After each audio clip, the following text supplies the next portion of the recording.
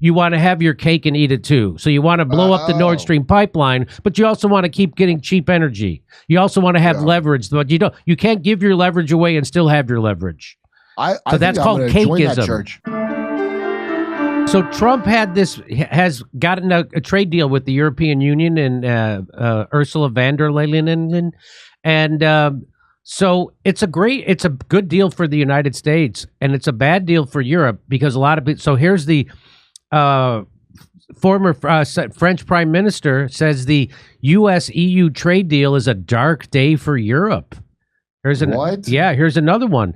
This guy. His name is Guy. This guy's name is Guy. I like a guy named Guy. Yeah, hey, Guy. It's like, hey, Guy, how's it going, Guy? Like a lady named Lady. How's it going, Guy? Not so good? He says the EU-US deal is scandalous, a disaster, with not one concession from the American side. Badly negotiated. Well, it looks like Trump arted the deal this then, right? I mean, I'm glad to have good news. That's the only time you get good news is Europe complaining. And so this Guy... He is the Belgian politician who served as the Prime Minister of Belgium from 1999 to 2008, and he was a member of the European Parliament from 2009 until 2024. So he's saying this is a horrible deal, but some other European people, they're not excited about the deal, but they're glad that we got the deal. So here's the AP's headline. The United States-EU deal sets a 15% tariff on most goods and averts the threat of a trade war with a global shock. So that's the important thing, that the Europeans were afraid there was going to be a trade war, which was going to hurt both sides, the United States and Europe. Yeah. So they feel like, okay, we avoided the trade war, and so we'll take this deal even though we're not crazy about it. But some people are screaming about it. Viktor Orban's one of them. This guy is one of them. The French Prime Minister said that. So here's the deal. Let me just tell you what's in the deal. So there's going to be a 15% tariff on most goods coming from Europe. So that's a lot less than it was before. So Trump wanted to do 30, so it's down to 15. The sweeping announcement came after President Donald Trump and European Commission chief Ursula von der Leyen met briefly at Trump's Turnberry golf course in Scotland. It was a very interesting negotiation. I think it's going to be great for both parties, Trump said. The agreement was a good deal for everybody and a giant deal with lots of countries. Von der Leyen said the deal will bring stability. It will bring predictability. That's very important for our businesses on both sides of the Atlantic. So here's a big deal about it. Trump said the EU had agreed to buy $750 billion worth of U.S. energy. So I'm going to guess that's mostly liquefied natural gas.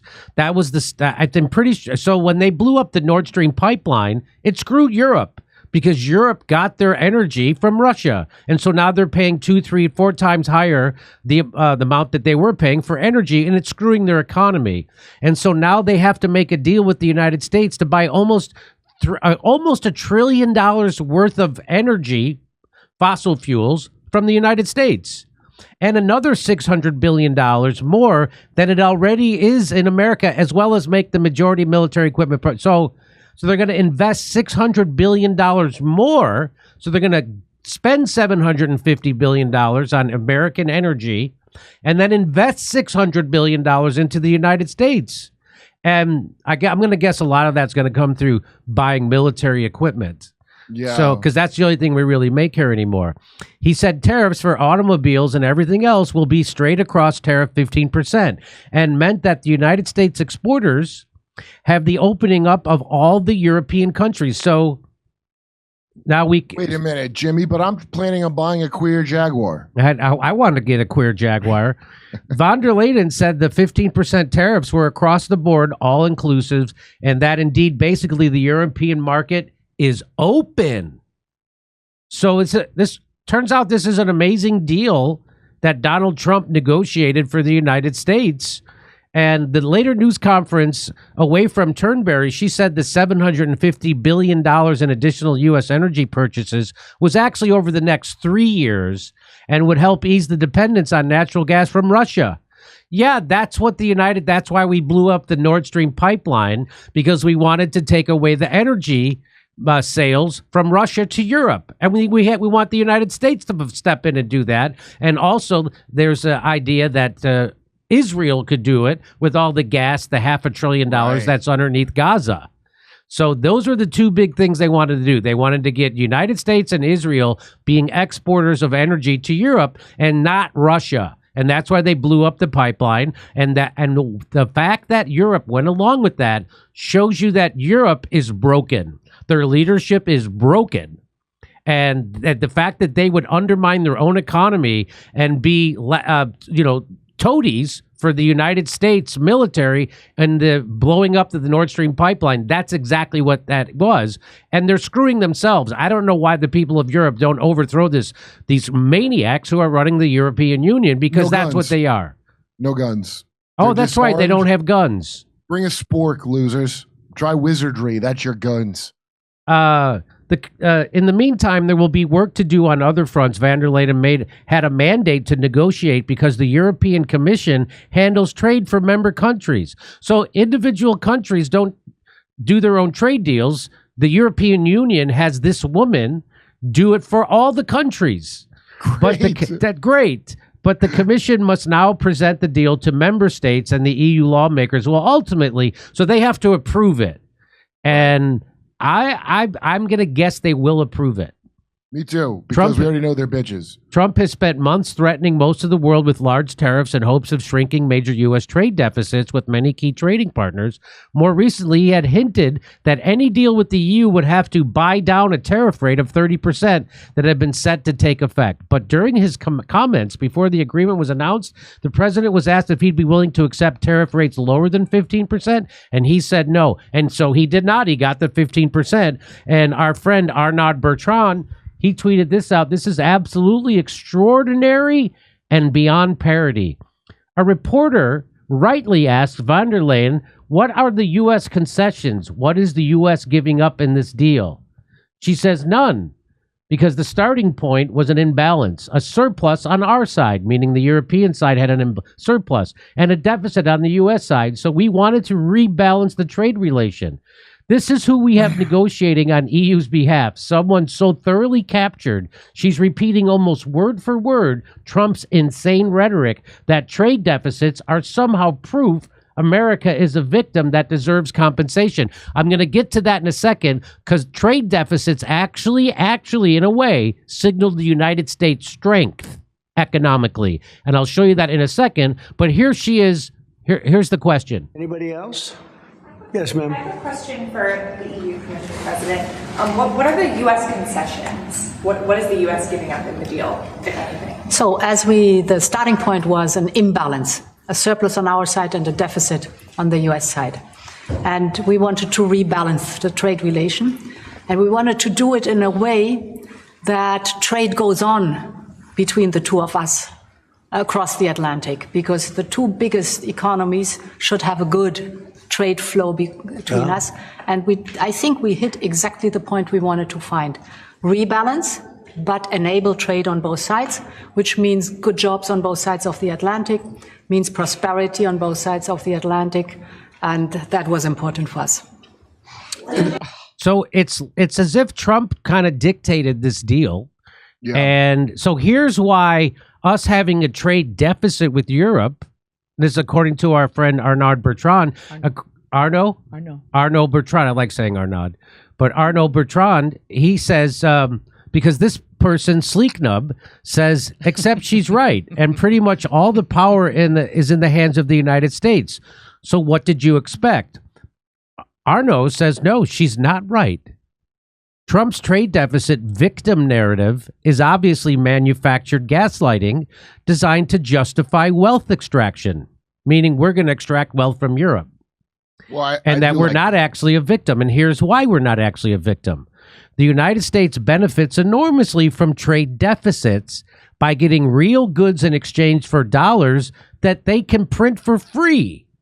So because we're the reserve currency of the world and we just print money, so we print that money for free and then we get goods for it. Right.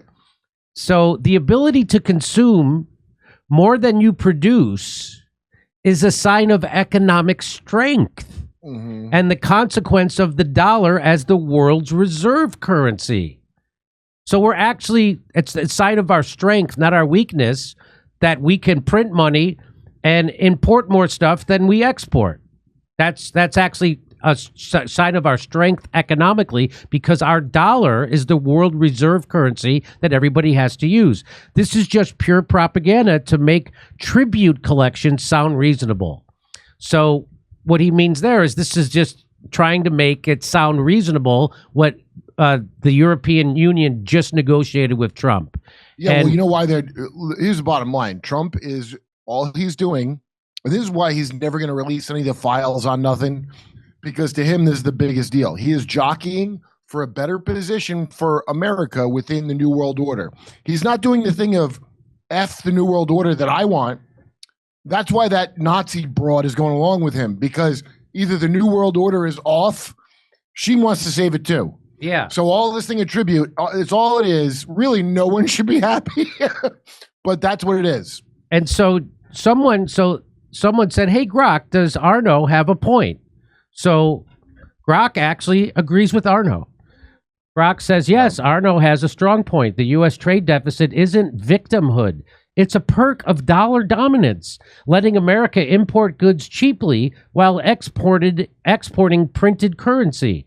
Von der Leyen's rebalancing echoes Trump's protectionist spin, overlooking how deficits boost U.S. consumption and power.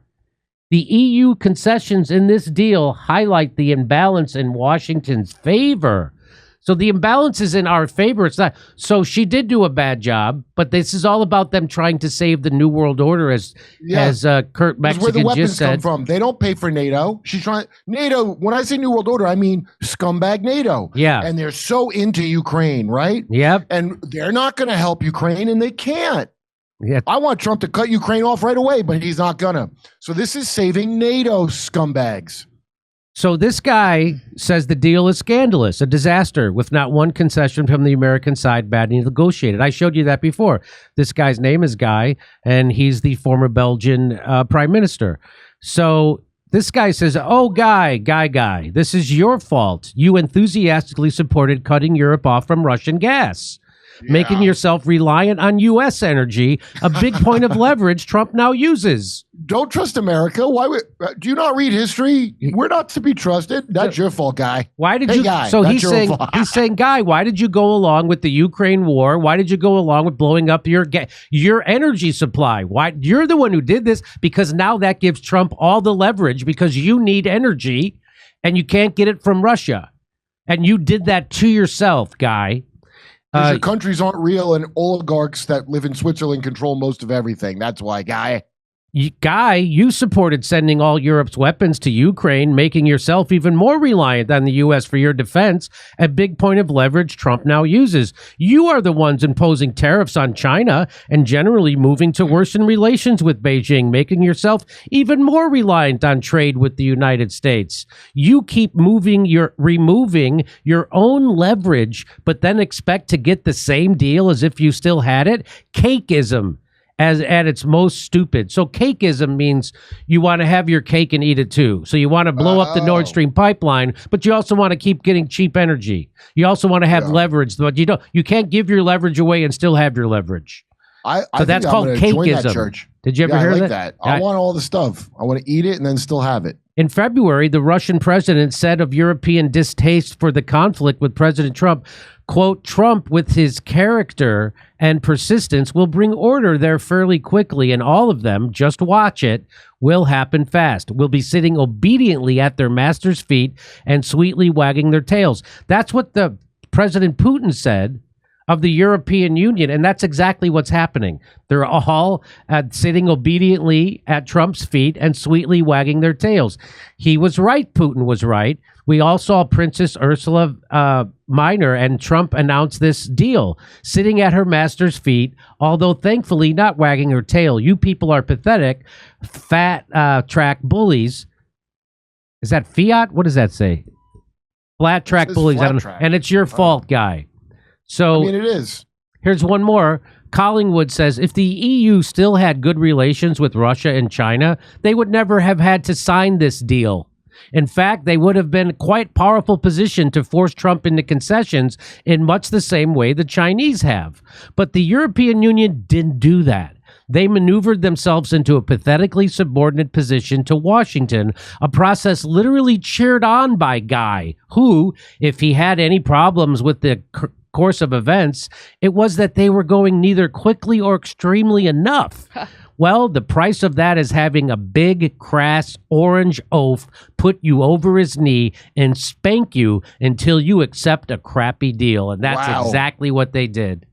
We're like their Israel. So I didn't understand. We are like their, I still don't understand why Europe went along with NATO and Joe Biden and Antony Blinken and blowing up the Nordstream pipeline and going along with the Ukraine deal and making enemies out of China. I still don't understand. That was all I could see it was not in their interest. And I've been asking everybody, why are they doing this?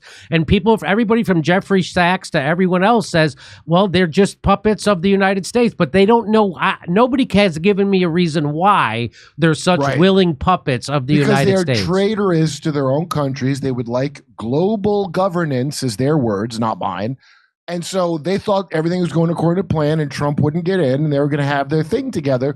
So they went away with every evil thing that they did to their own people because these countries don't matter. They serve transnational oligarchs. That's why. Trillionaires whose names you don't get to know. That's why. So your countries aren't real assholes. Why do you think they flooded them with immigrants from countries we blew up?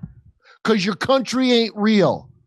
So there you go. And that's why the people voted for Brexit, because they wanted to keep their country and they didn't want to be a part of this garbage. And then they didn't do Brexit really. And then they blame Brexit. And then So enjoy it, Europe. Good thing you don't have guns, right? Because there ain't shit you could do about it. There's nothing you could do about it. You are now the servants of the global transnational billionaires. That's what this is. So here's how Reuters covered it.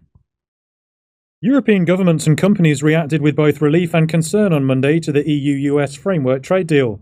Some saw it as unbalanced, but were happy it avoided a deeper trade war. The agreement will see the US impose a 15% import tariff on most EU goods. It's half the previously threatened rate, but much more than what Europeans hoped for. Cynthia Alcidi is a senior researcher at the Centre for European Policy Studies. I think this is a glass half full, half empty. It is half full because there is this sense of relief and that the worst outcome is excluded, where the worst outcome could have been 30% tariffs or even a trade war. On the other side, this is not what the EU wanted. I mean, the EU asked for a zero tariff trade agreement, and this is not what we had. The 15% baseline tariff is half the threatened number, but compares to an average US import tariff rate of around 2.5% last year. Many of the specifics of the deal were not immediately known. The agreement included an investment pledge above the $550 billion deal signed with Japan last week. Hildegard Müller is president of Germany's auto association, the VDA. She was relieved a deal was struck, but warned industry would still take a hit. The deal will also burden consumers in the United States. It will not only have consequences for Europe. In the long run, products will become more expensive. I believe that this is why it is not a good day for international trade or for consumers. German Chancellor Friedrich Merz welcomed the deal as it averted a trade war, while French government ministers said the agreement had some merits but wasn't balanced. One leading French minister said more talks would be needed before the deal could be formally concluded. So it seems like most of the people in Europe aren't crazy about the deal, but they're going to accept it. That's because they got no choice. Because they got no choice. By the pussy. He grabbed Ursula. What's her dumb name? Yes, they got him. Ursula undressed by the pussy. They got him. That is what happened. And if you'd like to hear my grab him by the pussycat jokes, you can hear me this Sunday in Oxnard, California, or in Rutherford, New Jersey, or in Manhattan at the Village Underground, or going to be in Canada at Calgary, Edmonton, and Vancouver. Go to jimmydore.com for a link for tickets. This episode is brought to you by Rumble Premium, the home of free speech and exclusive content from the voices that matter. With Rumble Premium, you get ad-free viewing, access to exclusive shows, and premium features across the platform. We're talking about Steven Crowder's Mug Club, Tim Pool's Timcast, Russell Brand's Raw Commentary, Redacted News, and this show. Whether it's breaking news, real talk, or the content that challenges the narrative, Rumble Premium puts you in the front row. Support creators who actually say what they mean and mean what they say. Go to rumble.com/premium Dore10 to join today. That's rumble.com/premium/Dore10 because truth shouldn't come with a filter. Come see us in Oxnard, California, Rutherford, New Jersey, Manhattan, New York, Edmonton, Calgary, Vancouver, Appleton, Wisconsin, Rosemont, and Chicago, Illinois. Go to jimmydore.com for a link for tickets.